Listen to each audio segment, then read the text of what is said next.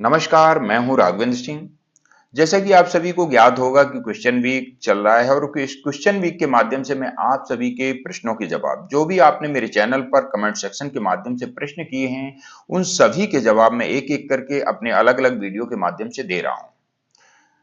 अब वीडियो में आपके प्रश्नों के जवाब देने की जरूरत मुझे इसलिए पड़ी क्योंकि आप लोगों के द्वारा कमेंट सेक्शन के माध्यम से प्रश्न तो कर दिए जाते हैं, मैं उनका जवाब भी दे देता हूं, परंतु आप उसे पढ़ते नहीं हैं और ना पढ़ने के कारण आप पुनः वही प्रश्न बार बार रिपीट किए जाते हैं अलग अलग वीडियो में। इसलिए मैंने सोचा कि हो सकता है कि जो रक्षा पेंशनर्स हैं अधिक उम्र के होने के कारण उनको ये सब कमेंट सेक्शन के माध्यम से रिप्लाई उनको नहीं मिल पा रहा हो, तो मैं क्यों ना एक वीडियो के माध्यम से उनके प्रश्नों का जवाब देना शुरू कर दूं, ताकि उनके साथ साथ अन्य सैनिक भाइयों की यदि ऐसी कुछ समस्या है तो उनको भी समाधान मिल जाए। बिना देरी करते हुए वीडियो में आगे बढ़ूंगा। यहाँ पर 7 प्रश्न हैं, मैं आज के वीडियो में कवर करूंगा। पहला प्रश्न है, ध्यान से सुनिएगा, सिंपल और साधारण भाषा में आपको फटाफट बताने वाला हूं। एक सैनिक भाई हैं या इनके परिवार के कोई सदस्य हैं, लिख रहे हैं कि PL07 क्या है। देखिए, PL07 का मतलब है पे लेवल 07। पे लेवल 07 सूबेदार रैंक से जो रिटायर्ड हुए हैं उनको मिलता है। और पे लेवल 07 के तहत यदि किसी भाई ने 28 साल सूबेदार रैंक में सर्विस किया है तो उनकी बेसिक 30,175 रुपए बेसिक पेंशन है और एक्स ग्रुप के हैं तो 34,225 रुपए है। यदि 30 साल में उनका सेवानिवृत्ति हुआ है तो वाई ग्रुप वालों की 31,500 है और एक्स ग्रुप वालों की 35,975 रुपए है।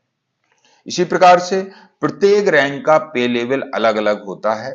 सिपाही, नायक, हवलदार, नायब Subedar, Subedar, Subedar major, honorary lieutenant, honorary captain, इन सभी का पे लेवल अलग अलग होता है। आपका पे लेवल क्या है? यदि आपको अपनी पेंशन के बारे में पता करना है तो कमेंट सेक्शन के माध्यम से प्रश्न लिख दीजिएगा। अगले वीडियो में मैं आपकी पेंशन को बता दूंगा। लेकिन आप लोगों से एक निवेदन करना चाहूंगा, जब भी आप अपना प्रश्न लिखें तो सबसे पहले आप रिटायरमेंट डेट लिखें, दूसरा आप अपनी रैंक लिखें, टोटल सर्विस कितनी की है वो भी लिखें। इसके अलावा अपना नाम और जिला और प्रदेश, ये 5-6 चीजें लिखना बहुत ही अनिवार्य है। आपको कोई असुविधा ना हो, मैं आपके प्रश्न का जवाब तुरंत दे सकूं, इसलिए निवेदन है कि आप इसे जरूर लिखिएगा। दूसरा प्रश्न है, एक सैनिक भाई लिख रहे हैं फैमिली पेंशन इस वर्ष में माइग्रेट नहीं हुआ है। डोंट वरी, चिंता करने की बिल्कुल आवश्यकता नहीं है। यदि आपकी पेंशन रुक नहीं रही है, बैंक से आ रही है, कंटिन्यूअसली आ रही है, कोई समस्या नहीं हो रही, तो बिल्कुल चिंता मत करिएगा। रिकॉर्ड ऑफिस के द्वारा डेटा आपका कुछ मिसिंग होगा जिसके कारण आपका माइग्रेट इस वर्ष में नहीं हो पा रहा है। धीरे धीरे करके आपका माइग्रेशन इस वर्ष में हो जाएगा, परंतु यहां पर यदि आपकी पेंशन में कोई परेशानी खड़ी होती है तो मुझे जरूर बताइएगा। और यदि फिर भी आप इस वर्ष में जल्दी से जल्दी माइग्रेशन करवाना चाहते हैं तो एक सीपी ग्राम पोर्टल पर जाकर के रिकॉर्ड ऑफिस के नाम एक लेटर लिख दीजिएगा। कुछ दिनों के पश्चात आपका माइग्रेशन शीघ्रता से कर दिया जाएगा।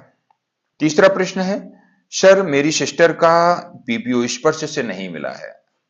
देखिए, आप लोग सोचते होंगे कि जैसे अभी तक अलग अलग वेतन आयोगों में या अलग अलग ओआरओपी में आपके पीपीओ बाई डाक आपको घर पे भेजे जाते रहे हैं, वैसे अब नहीं होने वाला है क्योंकि ऑनलाइन सिस्टम चालू हो चुका है। स्पर्श पोर्टल पर आप सभी के पीपीओ अपलोड कर दिए गए हैं, उसे डाउनलोड कर लीजिएगा। लॉगिन करने के पश्चात में आप उसे डाउनलोड कर सकते हैं और अपने पीपीओ और पेंशन स्लिप को देख सकते हैं। चौथा प्रश्न है, सर पीपीओ में विलेज का नाम गलत हो गया है, क्या करें? किसी का विलेज का नाम गलत है तो किसी के डिस्ट्रिक्ट का नाम गलत है और किसी के प्रदेश का नाम गलत है। चिंता करने की कोई आवश्यकता नहीं है। यदि आपका स्पर्श में माइग्रेशन हो गया है तो स्पर्श पोर्टल को लॉगिन करिएगा और लॉगिन करने के पश्चात जब आप अपने अकाउंट को ओपन करेंगे तो वहां पर एक माई प्रोफाइल का ऑप्शन होगा। माई प्रोफाइल के ऑप्शन में जाकर के एड्रेस के ऑप्शन में आपका यदि विलेज का नाम गलत है तो वहां पर विलेज का नाम मेंशन कर दीजिए। डिस्ट्रिक्ट का नाम अगर मैं गलत है तो उसको मेंशन कर दीजिए, करेक्शन कर दीजिएगा। यदि स्टेट का गलत है तो उसको भी करेक्शन करके और अपने आधार कार्ड की फोटो वहां पर अपलोड कर दीजिएगा। वेरिफिकेशन के पश्चात आपका वहां पर ये उसको करेक्शन कर दिया जाएगा और आपका नया पीपीओ में आपका सही नाम लिख करके आ जाएगा।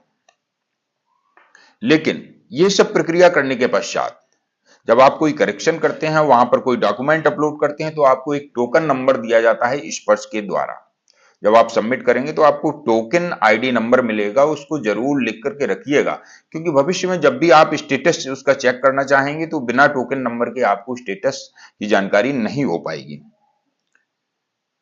पांचवा प्रश्न है, सिपाही और टीएस नायक का फर्क अंतर समझाइए। बहुत अच्छा। देखिए, सिपाही का सबसे पहले इसमें मुख्य अंतर क्या है।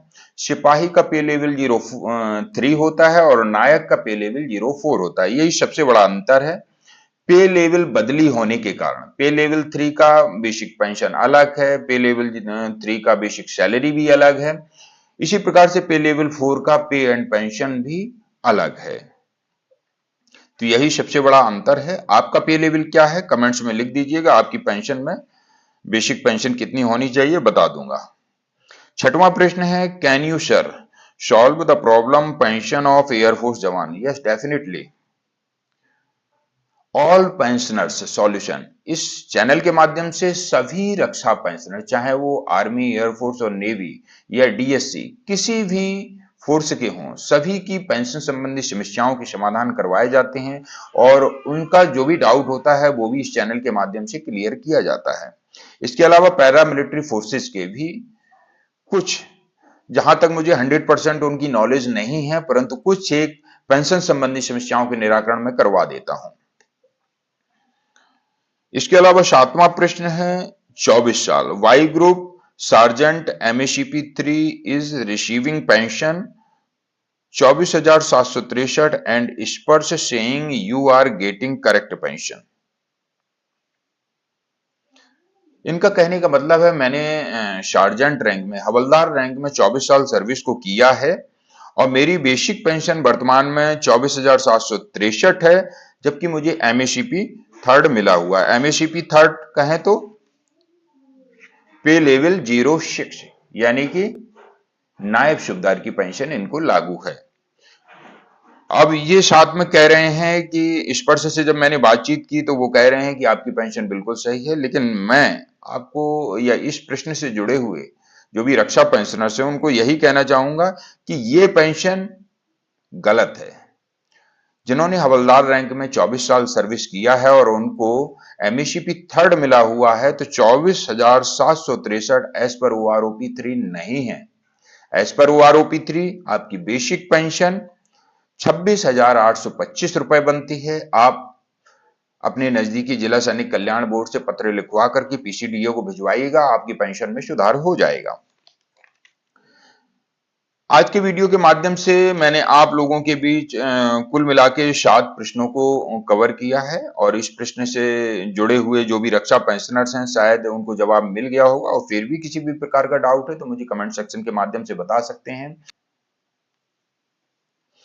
अगले वीडियो में मैं आपको पुनः पेंशन से रिलेटेड जो आप लोगों ने प्रश्न किए हैं उनके जवाब देने वाला हूं, तो अगले वीडियो का इंतजार करिएगा, जल्दी मिलूंगा। तब तक के लिए जय हिंद, जय भारत, धन्यवाद दोस्तों।